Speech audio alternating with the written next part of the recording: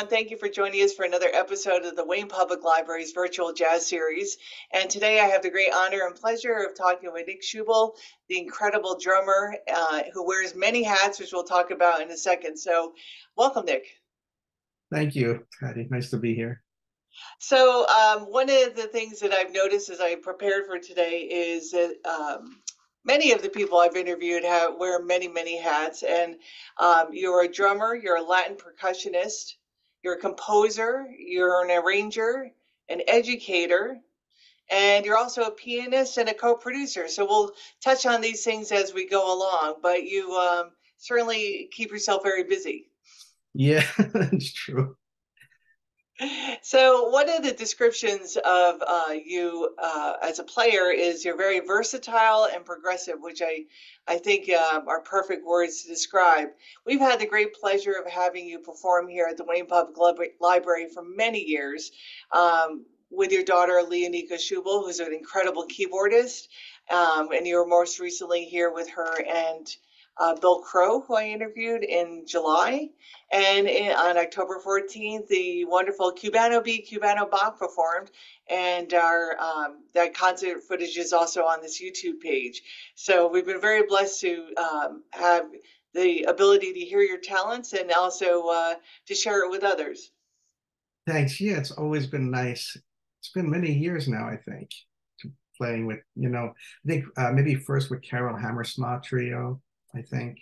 But anyway, it's got to be something like 10 years or maybe. Like that. Yeah, nice. Now, I have a notation that you started a serious interest in music when you were at 13, and you studied drums under Carl Wolf and Dr. John Gorman. So what brought you initially to drums? And I know you play piano too, but were there any other instruments, woodwinds or strings that you were interested in pursuing? No, so I have two older brothers and a sister, and both brothers are amateur musicians.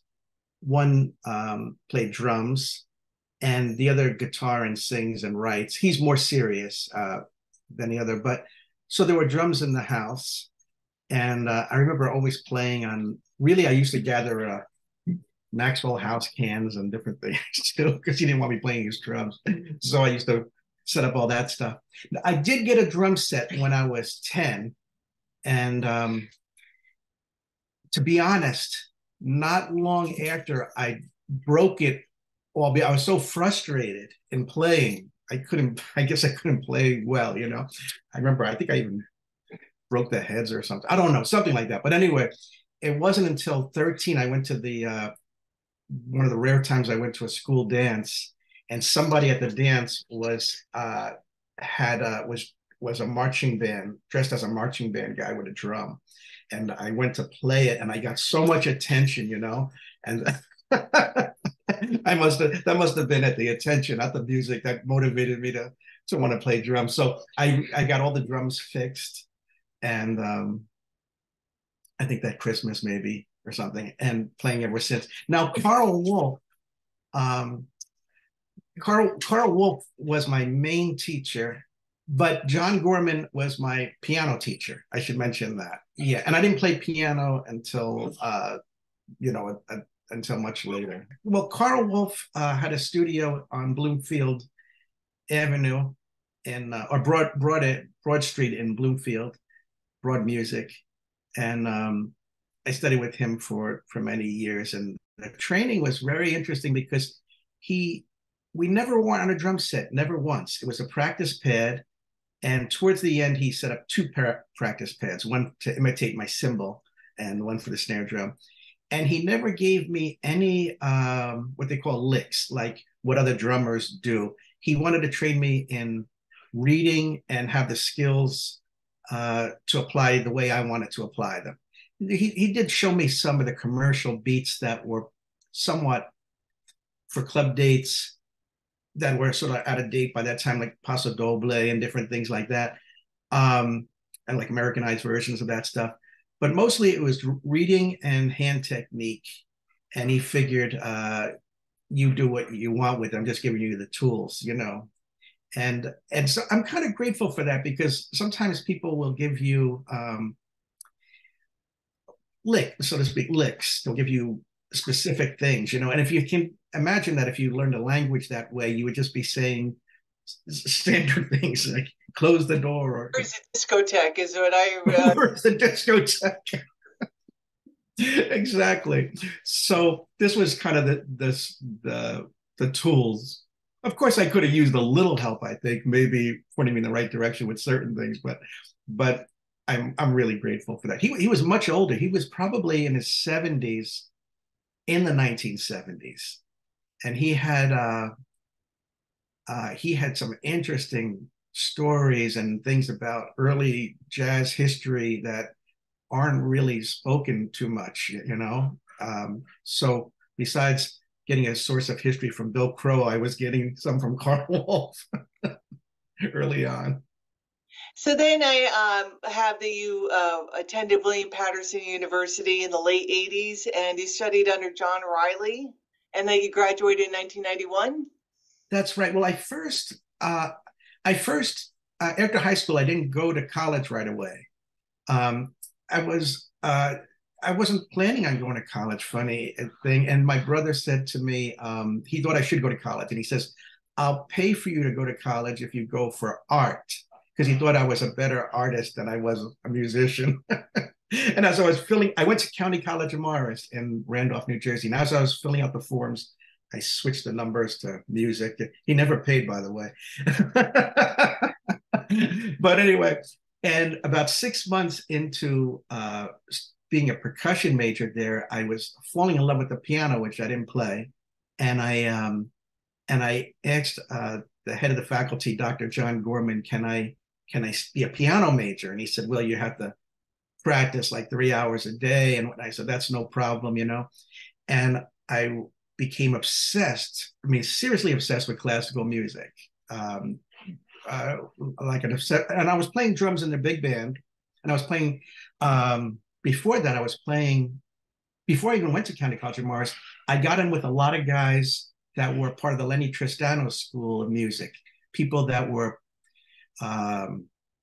affiliated with Sal Mosca, Lenny Tristano, and I was playing with them. So, but when I went into college, I became a piano major, and and I loved it. It was like it was maybe one of the highlights of my life being a piano major. And I had sent a recording. I had auditioned at Montclair State for being a classical piano major once I graduated the 2-year school, and I was accepted. And the woman who was teaching me, Ruth Rendelman, she said, "I'll teach you over the summer for free if you come here." And I was, and to be honest, my reading wasn't all that great. She assigned me a lot of stuff. She had a very different hand technique than I was used to. So I had, and at the same time, I sent a recording of my drumming to William Patterson, and I was accepted for jazz at William Patterson. And I got a brilliant idea that never worked.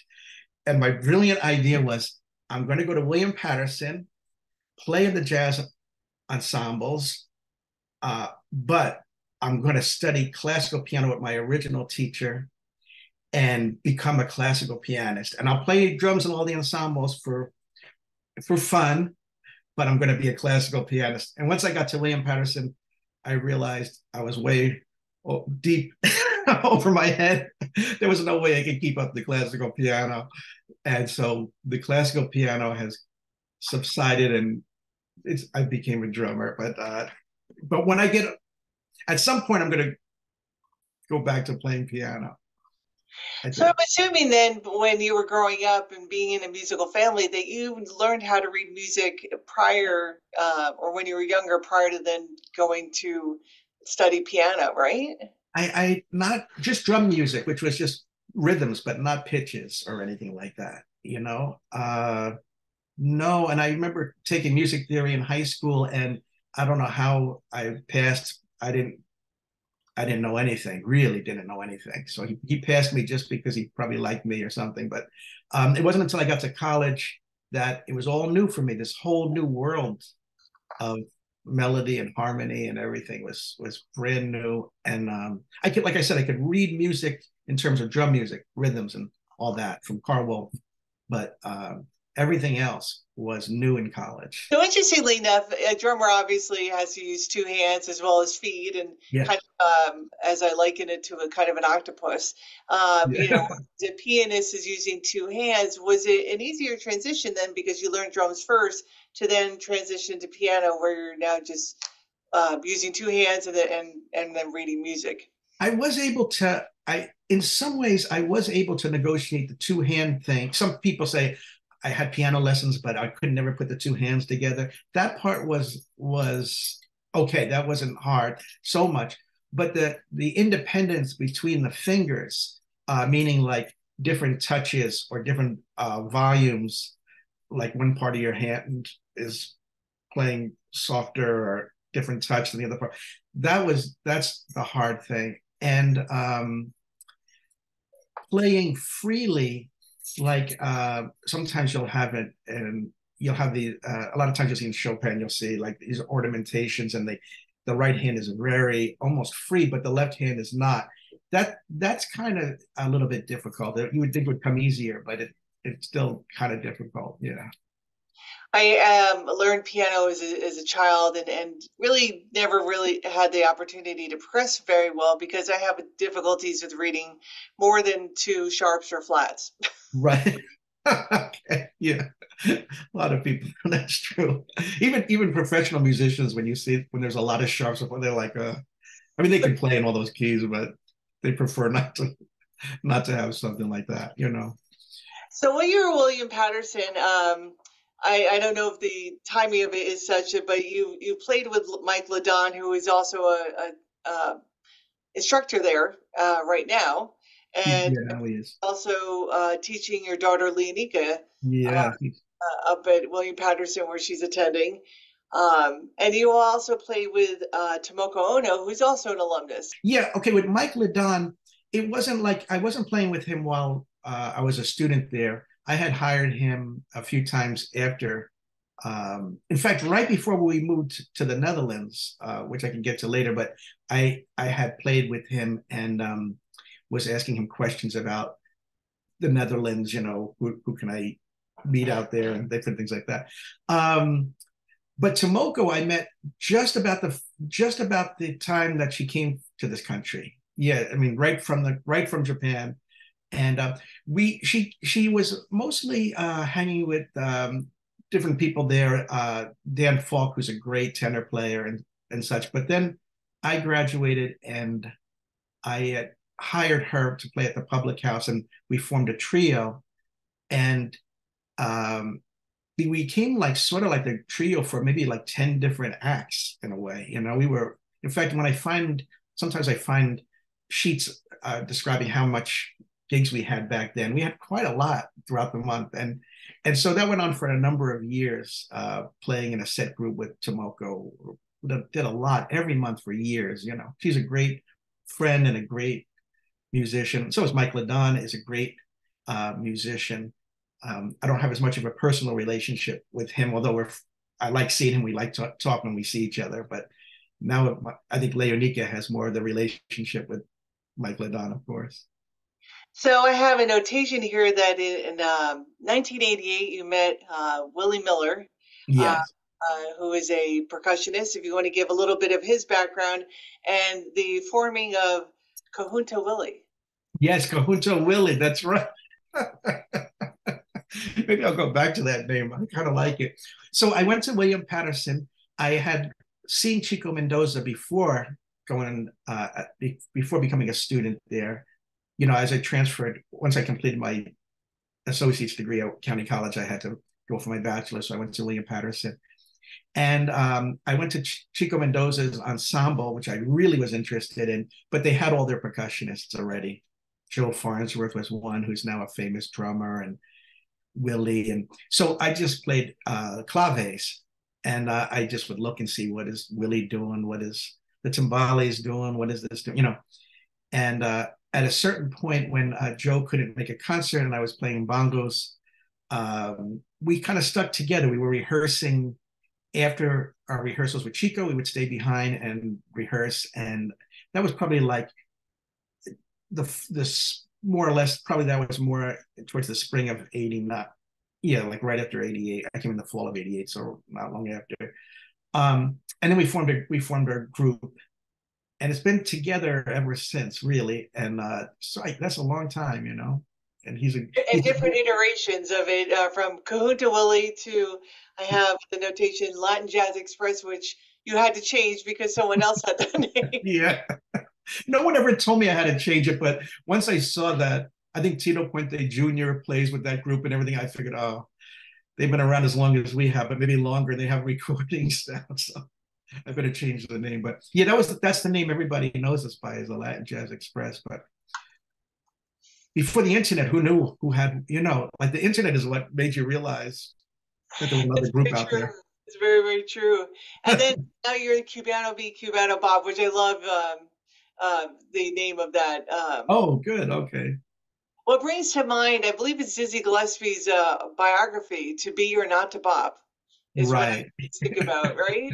Yeah, that one. And I think he had a tune, got a tune also by the title Cubano B, Cubano Bob. But yeah, it's all based off of Dizzy Gillespie, that's for sure. Yeah. So one of the questions I have is, so you were playing the claves, you're watching what the bongos and the timbales do. Yeah. As a pedestrian musician myself, I'm very curious, what exactly do those specific percussion instruments do in, and offer to the ensemble? Yeah, so okay, so the claves are the sticks, but it's also a rhythm. They also play a rhythm that all other rhythms are based off of. So sometimes you say this piece is in 2/3 clave, or this is piece is in 3/2, or 2/3 son clave, or 3/2 rumba clave, or whatever. And then the rhythms will be based off of that. So the conga player plays a basic rhythm like they call it a tumbao, and for the most part, it's sort of the grounding rhythm. I mean, of course, the claves are the grounding, the basic for everything to be laid upon. But so let's say that the conga player is holding down the drum rhythm. Bongos often have there is set rhythms, something called a martillo, but a lot of times it's a lot of improvisation. There's different rhythms that the bongo player will play on the cowbell that the timbali player will not play. Will play a different rhythm. So they're all playing rhythms that complement one another and try to stay out of the ranges of one another. And uh, so you don't want to have a duplication of efforts. You don't want to have two people playing the exact same thing. So it would be a little hard to explain. I mean, I think on the tabletop that I'm here now, you couldn't really hear much of a difference, but um, but But yeah, just each one has a function. Yeah, Cubano B, Cubano Bob to hear the differences. yeah, that's right. They're coming to hear us, right? Yeah, and I teach this, or I teach at a school, and sometimes I visit other schools, and I teach the percussionists this because quite often jazz groups in high schools, even if they're talented, even if they're really, really good, because they sometimes play the Latin rhythms incorrectly. They sometimes will mix up the claves, and that's really like a taboo thing to do, is to mix up the claves. It's kind of amazing to hear a Latin concert. I mean, I remember I think I might have been at Carnegie Hall, and you had, I don't know how many people were there, full auditorium, and people are clapping the correct clave for the piece of music that's going on. They just know it.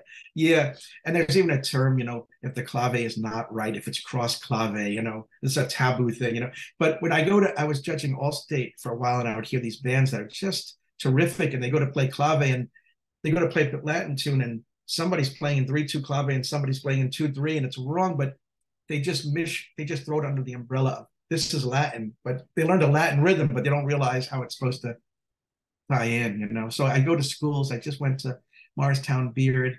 Maybe it was last week or the week before. In fact, the instructor just wrote me today to tell me that he got together with the percussionist after my training, and he says they really did a great job today. So I was happy to read that before coming on to your program That's right now. wonderful. Yeah, when I was in percussion, I played xylophone and Oh, and I had to play claves, and I can almost guarantee I was playing it wrong. So. Oh. Sometimes it's hard to know. Sometimes the pieces are ambiguous, but You graduated from claves with Chico Mendoza when Joe Farnsworth was not able to perform, and you were yes. now put in to fill in. Would you like to tell that story? Oh, this is a graphic story. Well, it was concert time, and I think Joe might have called in from Washington State, and Chico said to me, "You got to play bongos for the concert."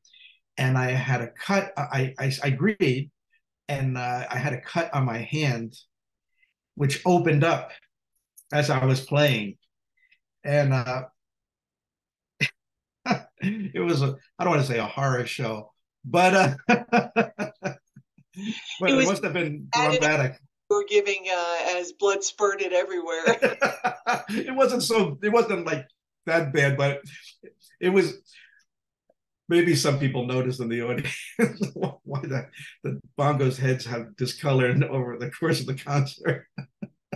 That is just so funny. Yeah, that's pretty. But then I realized, oh, these are these jazz stories. You hear these stories that the person,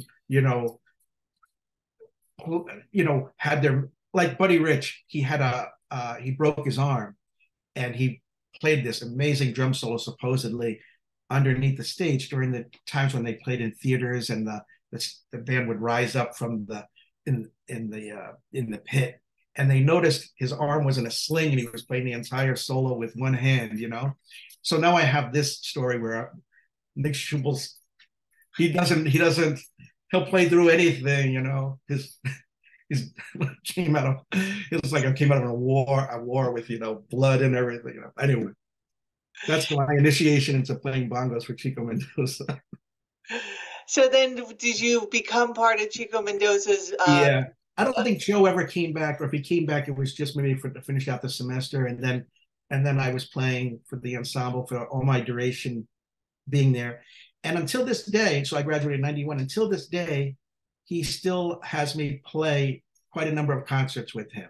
So sometimes they don't have a full percussion section, and the last time I was there was right when COVID broke out. I'm talking about, I think it was March 1st, 2020.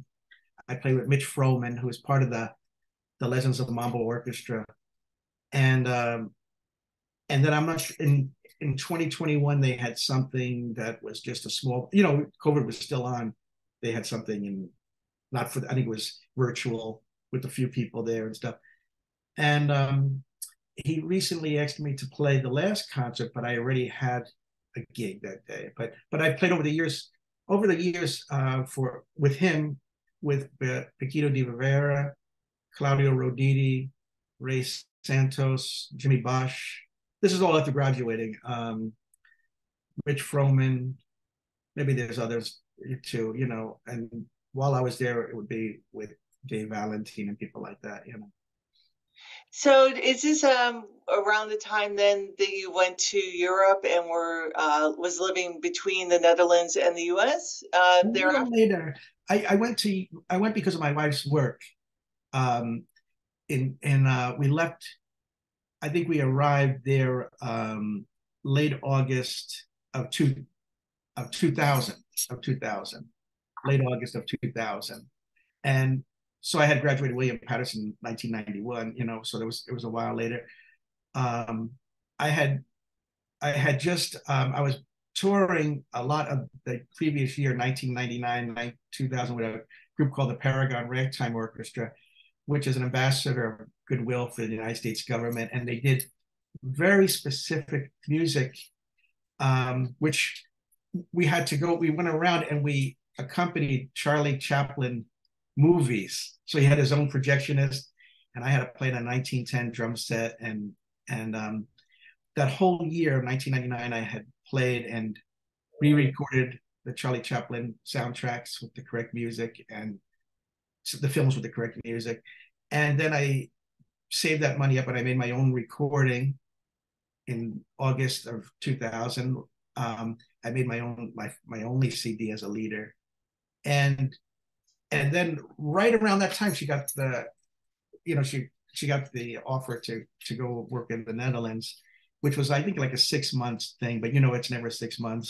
So I went for a year. We went for a year, and then we came back, and we were going 3 weeks here and 3 weeks there, back and forth for a while, and then we didn't go back again until 2005, and then from 2005 to 2006 we were there again. So I guess in that 6 year period we were probably there about 2.5 years or so, total.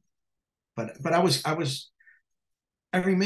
was still teaching here, so occasionally I would come back and play concerts because I could fly back and play some concerts and go back there, and it was like I wasn't there for a solid year where I never was coming back here. I was coming back and forth. That's incredible. And again, I'm exhausted by your schedule and how you keep up with it all. No, I don't know. I don't have much energy compared to other people. Anyway. So the Paragon Ragtime Orchestra, I have noted that it was formed at Juilliard. Yeah. So that you were playing, as you said, for the Charlie Chaplin. Is that all? Was it also like a New Orleans jazz that you're playing with them? No, not really. It was orchestrated.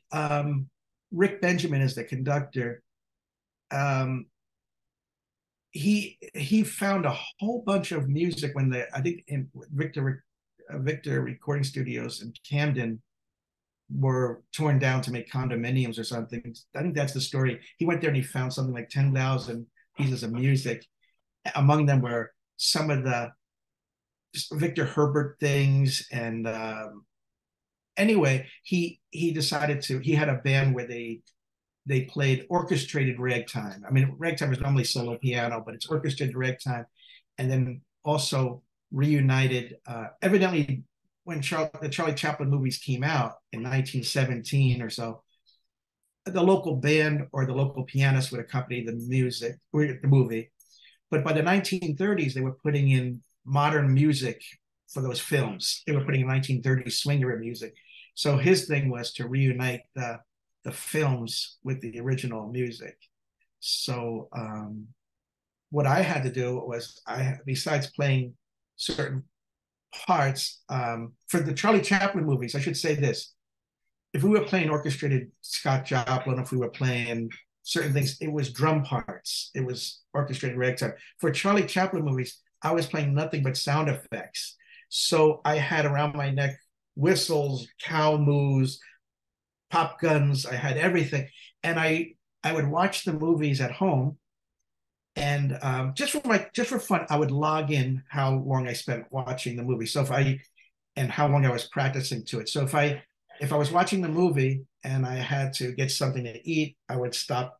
I would say, okay, I'll make note of that. Anyway, when I was ready to present it, I had put 200 hours into the movies, 200. And I had all this things happening. So I had, like, if somebody was shivering, I had double castanets and all kinds of stuff. And then I went back, I think it was Edison Studios or whatever it was, and we reunited three movies: The Rink, The Adventurer, and The Immigrant. So it was all sound effects for the most part, but that was a lot of work. That was an incredible amount of work. But I started to think this way, and I can imagine myself as people would walk into a shopping mall and grab the door, what I would use for that effect.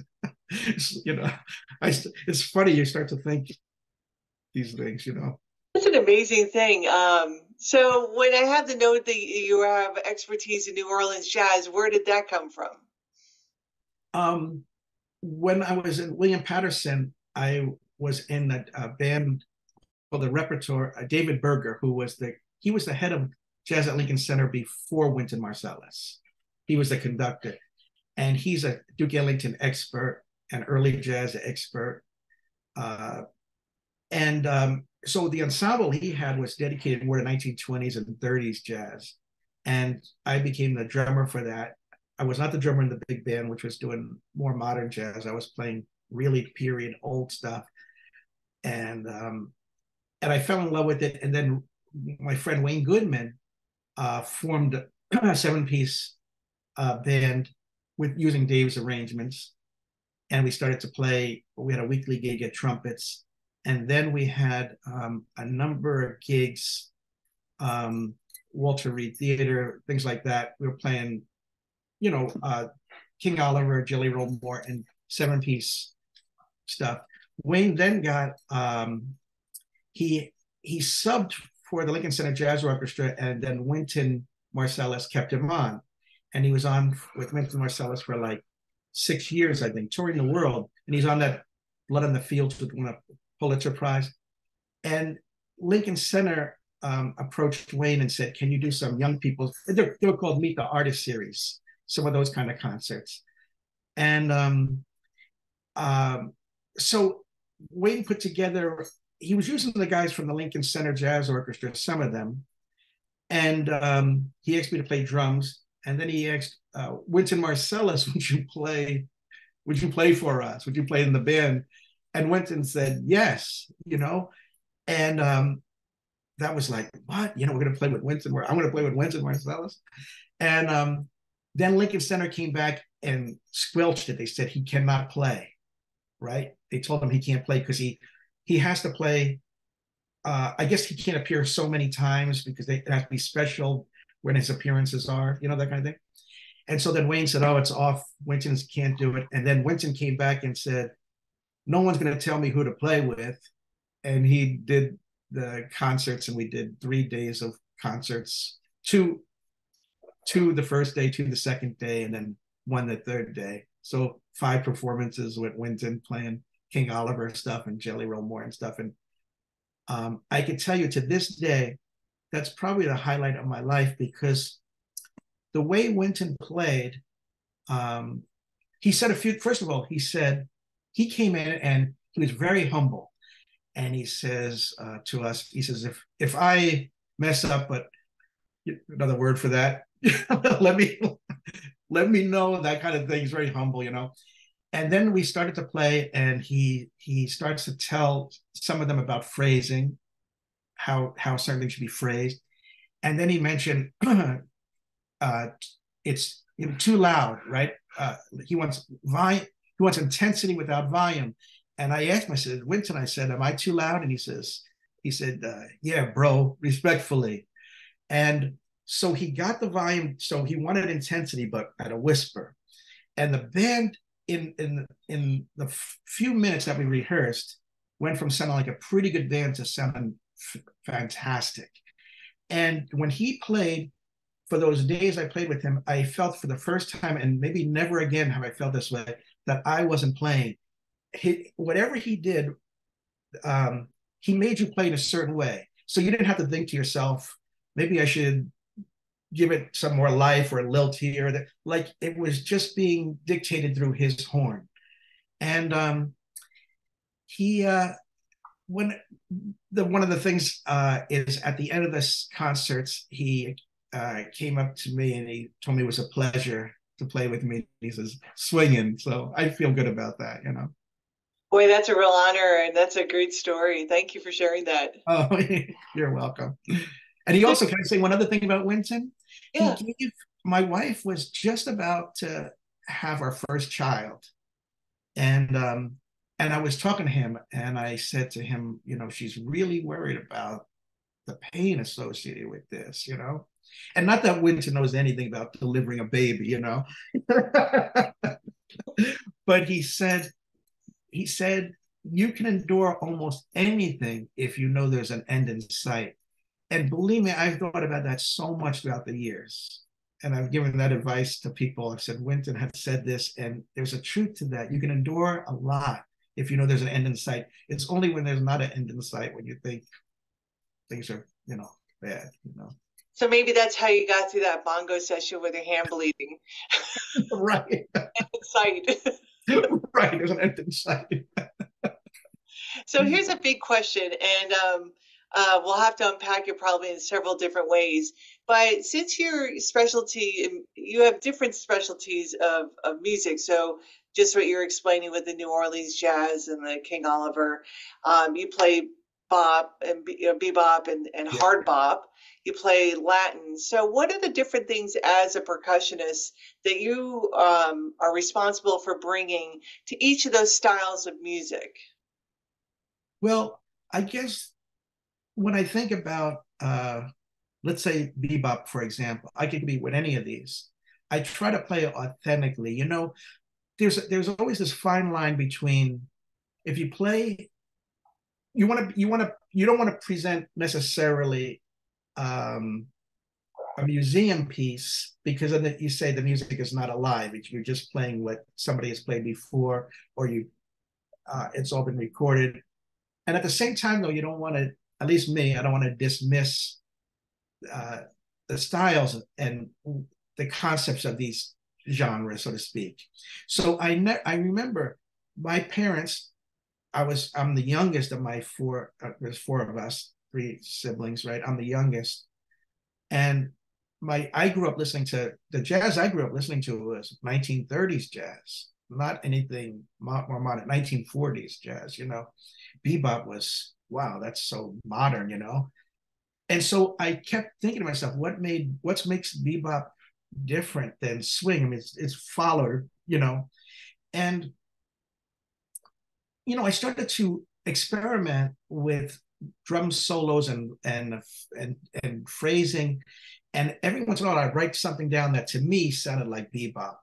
And in a very simple way, if you have I'll just give you one example. If you have two measures of 4/4, 4 beats and 4 beats, a lot of times Max Roach would divide it up 3 beats for phrasing, another 3 beats and two. It still makes eight. It's one and two and three, one and two and three, one and two, like that kind of thing. It's a way of phrasing so that the new phrase starts before the bar line ends and it goes over the bar line. And it's a little more asymmetrical than swing era stuff. So when I started to realize what makes bebop so, and oh, by the way, when I would get into this music and really try to play it authentically, I wouldn't listen to anything else to an obsession. Like if I walked into a shopping mall and they're playing something loud, I don't have to leave the store. I felt like if I wanted to learn French, the best way is to go to France and be submerged with it. So if I want to learn bebop and really understand it and try to figure out what were these bebop players hearing as opposed to swing, I want to listen just to that until I can get it deep within me, you know.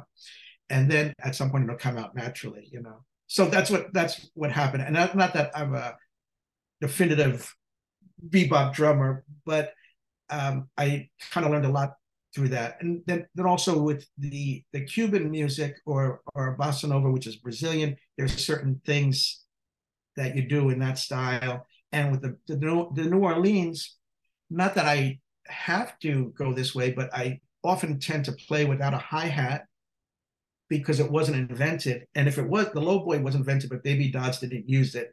So a lot of times I will not even use a hi-hat, and I'll use wood blocks and different things like that. I should mention, because it's very interesting, you'll hear a lot of wood blocks, cowbells, tempo blocks, different things like that on historic recordings.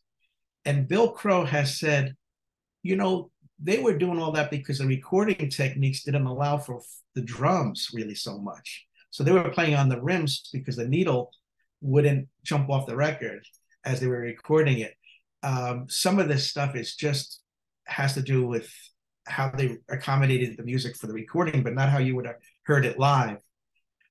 But I have listened to recordings of Baby Dodds in 1941 speaking with Alan Lomax about what he did. And so I tried to learn authentically what would have been done. So I guess you could say I try to get to the source or what makes these styles unique or what's the characteristic about them and play within that without necessarily copying somebody's licks verbatim. That's a great answer. Thank you for that. So I want to talk a little bit about your drum kits that you have on your website. You feature 5 different Yeah. drum kits, but I want to talk about the difference of the different kits. So you had mentioned earlier that you were playing a 1910 drum set. Yeah. What is the difference between that versus any of the 5 that you have? And I do have a notation that your Slingerland from 1970 has a bigger bass drum. Yeah. If you could talk a little bit about the difference between the kits, and then I have a specific question about that. Well, the 1910 drum set was with the Paragon Ragtime Orchestra, and the leader provided it. And it had, for the snare drum, it had calfskin heads, which are subject to change with the weather. So if it's like a rainy day, it's going to drop in pitch and sound soggy in a way, unless you tune it up. And it had gut strings, I guess, cat gut, I guess. I mean, snare wires rather than metal that we have in modern times. It was gut. The bass drum was a large bass drum, pretty much like a marching band bass drum, and very tall, like you would see in a marching band or concert band, but not deep. And the foot pedal had a little tab, a little arm that came out that would hit a cymbal mounted to the bass drum that you could pull down or not. Now, it wasn't really activated. It wasn't really all there. Most of the mechanism was there, but not all of it. So I didn't use that. The bass drum being large, high, allows, first of all, it's a different sound. It's more like a real marching band bass drum. And a lot of the early jazz is marching out of the marching band, but it allows you to put the tempo blocks and the wood blocks and the cowbells up high where you can play them. It also allows you to play the bass drum with the stick if you want, because the drum is tall and you can reach over and play it with your foot and play it with the stick. So that 1910 drum set was pretty much that. There was also something called a China drum, which is a tacked drum, not tunable, that has like a tom-tom sound. And then different kinds of cymbals, smaller diameter, some having like a trashy kind of sound, like call it Chinese cymbals, like, those kind of things.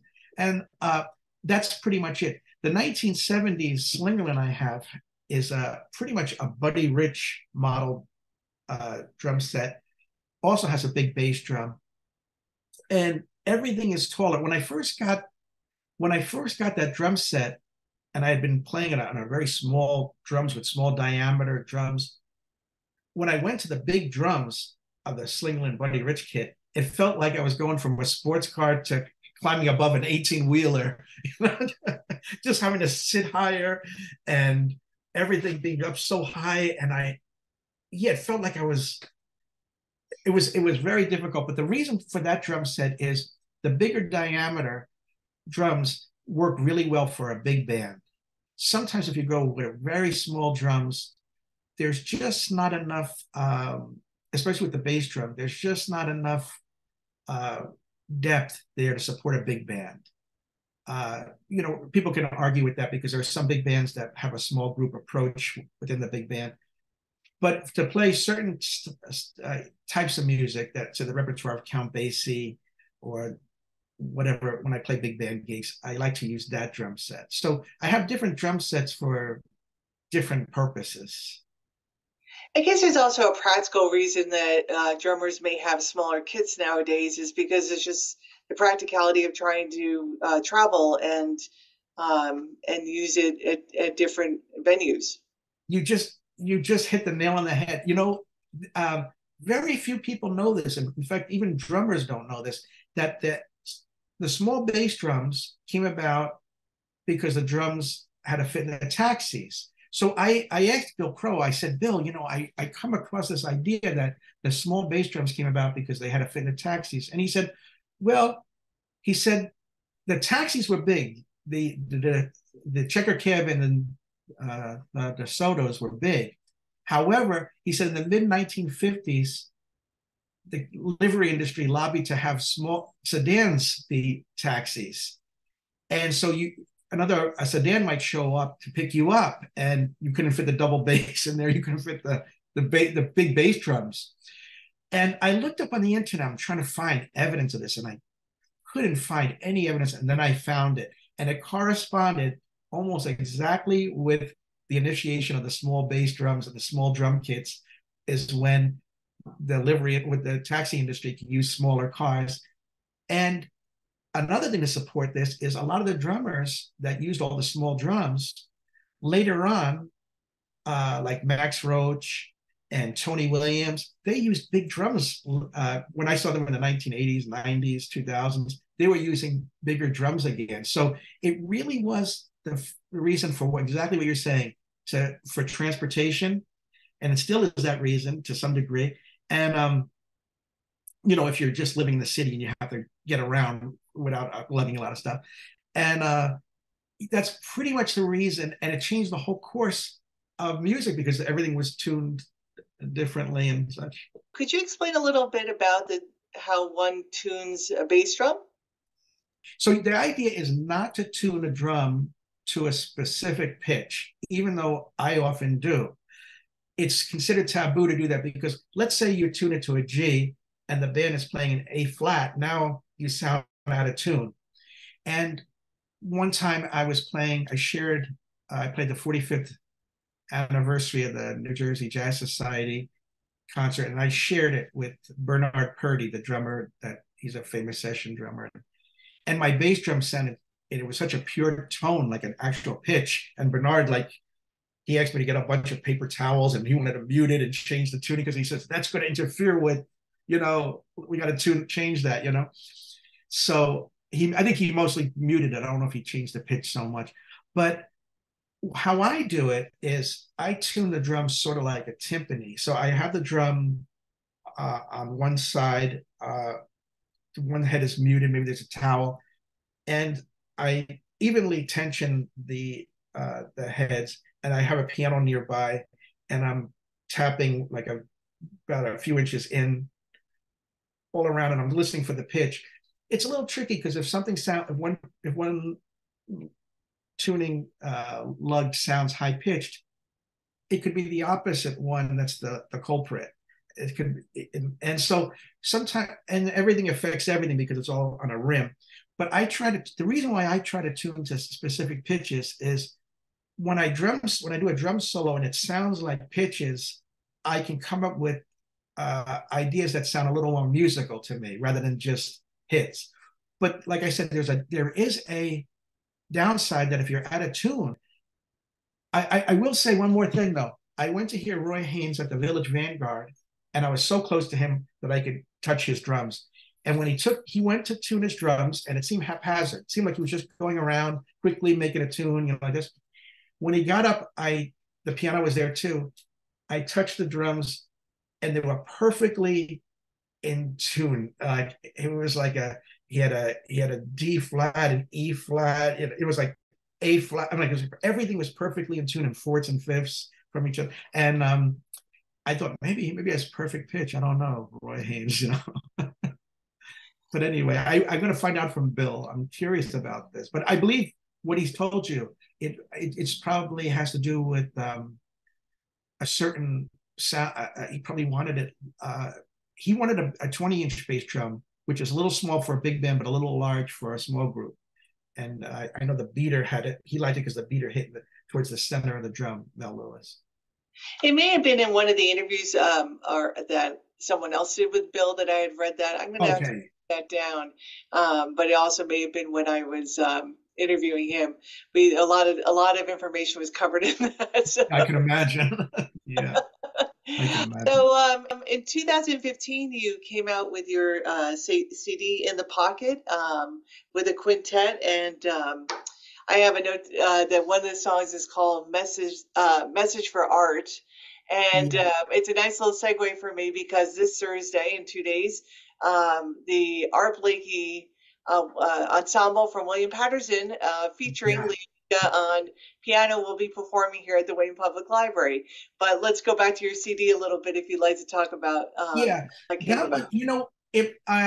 I know it goes it's on the internet or wherever you'll see it, it'll say released 2015. It was actually released in the year 2000, but when it went underneath a new cover design, they re-released it in 2015. That's what it was. It was released in 2000, and it was almost all original compositions. I just did, I had saved my money up from that tour that I did with the Paragon Ragtime Orchestra, and I wanted to do a recording. And I was going to do a recording that was just standard tunes in a way that I can use for a demo. And my wife said to me, why don't you record what's really near to your heart, because I wrote a lot of tunes and record your tunes. And so it's mostly my original tunes. There's only two tunes on there that are not original, which is Sure Enough, which is Art Blakey and Dizzy Gillespie tune, and Fables of Forbes, which is Charles Mingus. And there's an interesting story about that because Mingus sang on one of the recordings a very politically charged uh, lyric to Fables of Forbes back in 1960. And for our recording, we recorded it, and Isaac Ben Ayala, the pianist, who was playing a lot with Quincy Jones, he said, "I wrote lyrics to it. Can we add my lyric?" So we all stayed after, and we superimposed. We sang lyric over the pre-existing recording, and it was bizarre. And I we couldn't use it, you know. Isaac stayed up all night to write lyrics for it, but that was current day, you know. But so we decided to go with the instrumental. And yeah, and so A Message for Art is about I wrote a tune that I love the Jazz Messengers. You know, my growing up, if you ask me my favorite drummers, who are still among my favorite drummers, maybe my five favorite would have been Gene Krupa, Buddy Rich, Louis Bellson, Joe Morello, and Sam Woodyard, maybe. You know, like that would maybe my or Alan Dawson, you know. But for the last 30 years, it's been Max Roach, and I named my son Max, but never showed him a note how to play drums for whatever reason. Max Roach, Art Blakey, Roy Haynes, Elvin Jones, and Tony Williams. And Art Blakey, he's a natural drummer. It's kind of amazing the way he plays. The passion and the groove is just incredible. And so A Message for Art is about the Jazz Messengers and Art Blakey, you know, and it's sort of that kind of thing. However, on the recording, I didn't use a quintet. I used just the trio for it. Yeah, maybe one day I'll use a quintet. I'll do a quintet version of that. But we have Leonika and I should mention that when Tomoko and I had our trio, we used to augment it to a quintet with Eric Alexander on tenor and Jim Rotundi on trumpet, and we used to play a lot of the Art Blakey and Clifford Brown repertoire. And now when we do concerts, and we just did a few recently with Jerry Weldon on tenor, and trumpet would be either Valery Pomonarov, who was with the Jazz Messengers, or Rick Savage. We're still doing a lot of the Art Blakey repertoire. And of course, Leonika's favorite pianist for many years, I don't know if he still is, was Bobby Timmons from Art Blakey's band. So we're getting close to having to wrap this up, but I just want to ask you a couple questions about your composition and your arranging.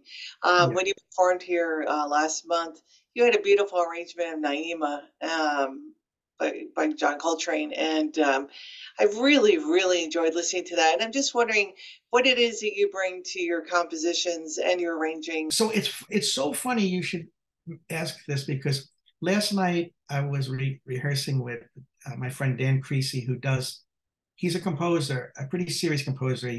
He does, in fact, he's been getting a lot of commissions for I don't want to say for movies. It's like these things you turn on Netflix or whatever, these shows that are being repeated each week, a series or something.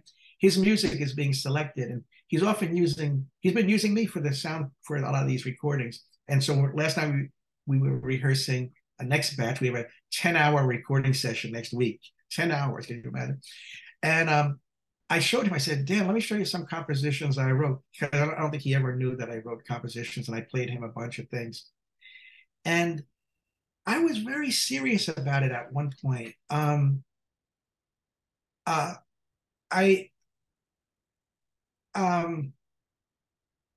So certain things with the composition, there's one tune called 12 Tones for Isaac. which was based on a 12-tone row, which is you can't repeat another tone until all 12 are done. And usually it sounds very dissonant and far out, but I was interested in making it sound not a little quirky, but still very listenable, you know?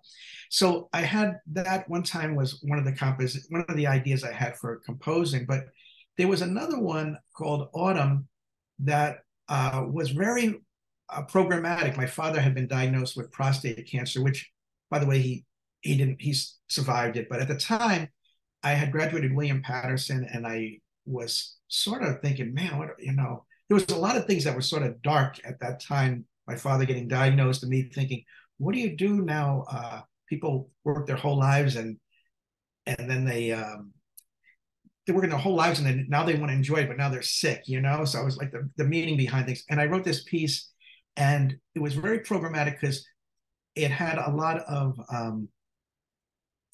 it was in minor key. It sounded sad, and then it had this dreamy section, which was all full of optimism and whole tone stuff in the middle, and then it ended in the relative major as if there's hope, but then I returned it back to minor at the end, like there's no hope. When I think about that, I'm like, that's very dark. But when I compose, and I would when I made these tunes, especially the one that was 12 tones for Isaac, it's based off of rhythm changes. I said to the guys in the band, which was Andy Farber and a number of people, I said, look, I don't want you to play standard stuff of rhythm like you see now. It's a rhythm changes. Play your solos really should reflect the composition. Now, I don't really have to tell him that because he's a master musician, but I just wanted to make sure that the composition dictates the soloist should approach their solos according to the composition, not according to the standard chord progression that might be within it, or you know, their licks that they worked out or whatever. So I want the music to another tune I wrote, Newark Blues. I wanted it to sound like the Newark. I used to play a lot of Newark. The way the clubs felt to me, or how I envisioned the 1950s after hours, last call, jazz club, the sound that I had in mind for that. And so I have definite things in mind. I got accepted for to study composition, a scholarship at BMI in Manhattan. And Wayne Goodman did, and so did Tomoko Ono. And the three of us went to the first class, and they weren't, for me, they weren't talking about Duke Ellington, Oliver Nelson, Tad Dameron, all the people that were like my heroes at the time. They were talking about Bob Brookmeyer, Manny Album, who's on staff there. I was too naive. I thought, you know, I didn't want that kind of stuff in my body, so to speak. I wanted, which was now I regret. But at the time, I didn't want to go in that direction. So I stopped going. I didn't attend the class, even though I had a 2-year scholarship. None of us did. We all left. and it's a shame, really. But I'm going to pursue composing again. I was starting to get into it, and it was starting to come to me naturally, and I really enjoy it. But there's only so much time in a day, I think. So when you do your arranging, like when you worked on Naima, Yeah. is it kind of the same process where it's what you're feeling or how you're interpreting it? How does that come about? Yeah, a very fine guitarist, Rob Reich, was a student at William Patterson, and he gave me a reharmonization of some of the chords. He changed some of the chords, and he was showing me how he changed it. And I used them, and then I decided to create. I was always writing, and for the Latin band too, always two horns. I never really wrote much for three horns. So usually there's a counter when you have two horns, you can either play them in sync or you can have a counter melody. So I decided to create a counter melody for Naima on the bridge, and I was very happy with it. And that was done a long time ago because I presented that arrangement on my senior recital back then, 91. So that came about by a reharmonization that Rob Rice showed me, and then me experimenting with a counter melody. And So just kind of keep it beautiful. moving. It's just so melodic. And Max Morden performed it Right. so beautifully. Yeah, he's a beautiful player with such a great sound, you know. Thank you. Yeah. The last thing I wanted to talk to you about is as an educator and a teacher, I had read that you have a slightly different approach to teaching, which I really appreciate. I'm just going to read this real quick that historically drummers are taught drum rudiments, hand technique, reading, coordination, independence, and so on. What is often missing is a development of the ear, understanding of harmony and song form, and a working knowledge of the piano keyboard. Do you want to expound on that a little bit? Yeah, you know, there are very good drummers in the world, great drummers. And I often get the idea that sometimes, though, they don't, sometimes they're in the drum world, so to speak. They work on a lot of things privately in their practice room and they want to put it into the music. And it's not the way the rest of the musicians are thinking so much. And so I'm thinking that if you really understood the workings of the music, you're going to approach the drum set differently. There's going to be more a tie-in with the composition. You might make a choice. You'd make different choices, and you also hear, I feel a little bit like the drummer's role. I guess there's many roles a drummer can have, but part of it is being like a tour bus driver. And I feel like, you know, you're showing people, okay, this is coming up. Look at there's a mountain, beautiful mountains, scenic overlook or something, and you're steering in different directions, or you're helping do that. Or if in the case of a band, if somebody's going in a certain direction and you don't support it because you're not really understanding it, then it's disappointing. So many times I remember in band rehearsals growing up, everybody's talking about music and what chords they're going to play. The drummer, you're just sitting there waiting for them to be done so they can play the tune, not understanding what's being talked about or anything. So I think to be kind of a complete musician, it's almost more important than the athletics of the drumming involved, to really be able to support the musical ideas. So I want drummers to understand harmony, to understand song form, so they can, when it's related to song form, they can point out what's coming next. The bridge is coming next. We're back to the top. This is now, so there's a variety and the landscape is changing and you're making choices to support the changing landscape, so to speak. I mean, it's just being much more aware of the bigger picture. And I sometimes there are great drummers in the world that are drummers. You don't feel like they're musicians. So how do you impart Thanks. that idea then to your students? Um, I I I I do that. We'll work on song form. I'll discuss like the blues. I'll discuss um, AABA form and how they can maybe point to the changes in that and how to work towards showing the form. And then sometimes I'll have them try to play, even though the drums are not tuned to all the pitches of the piano, but like if you had a tune like approximate that on the drums. Try to play that melody. Using what part of the drum set would you use to try to replicate that? And so uh, so now to think melodically, the in bebop and modern styles, the bass drum, for example, often isn't used as a steady pulse underneath the drums. It could be used as just a lower tom tom. But so if you have a high little, the snare drum, each one's getting lower in pitch, the bass drum being the lowest, but you're just hitting it with your foot instead of the stick. You can think of the drum set melodically that way. So I'll have them try to develop patterns where the bass drum is used melodically. And then when I'm teaching in school, I always have them playing piano or a keyboard instrument like xylophone or something. So So you're teaching melodically, but can you also teach drums and harmonically? Does that make sense? yeah,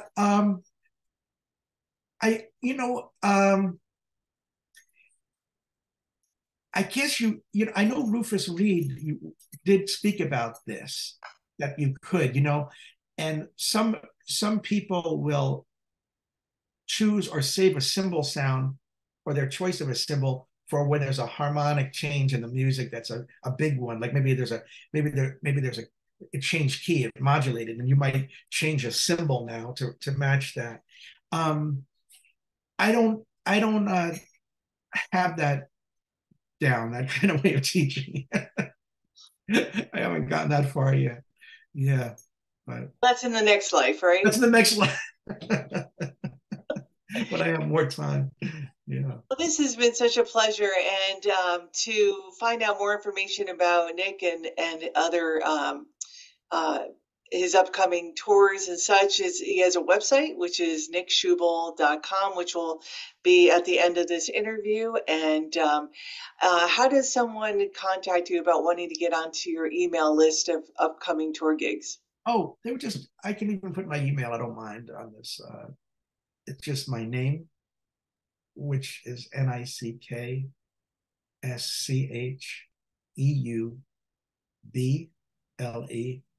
at gmail.com, and just text and say, please put me on the email distribution. And I blind copy it so that no one else is attached to, you don't see anybody else's email address. My website, I still got to update with gigs. On December 21st, I think that's the first day of winter, we're celebrating Bill Crow's 96th birthday at Shanghai Jazz. And we're going to have a party where a lot of people that are dear to him will come up and sit in, play a tune with him. And that's Shanghai Jazz. Both are at Shanghai Jazz, 24 Main Street in Madison, New Jersey. So I really hope to attend both of them. They sound fantastic. I hope so. That'd be nice. Yeah.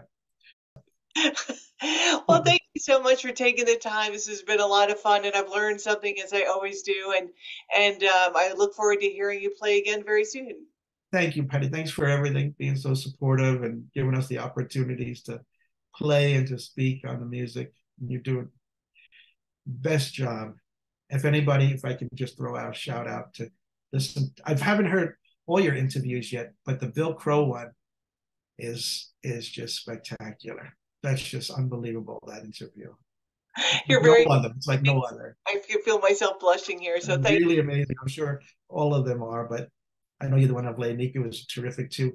But Bill's took me by surprise because it was such unique information, and it just was just fantastic. Just the questions and how much studying you've done for him, and it's beautiful. So thank you. Well, thank you. And hopefully this interview will be one of your favorites as well. I hope so. Thanks.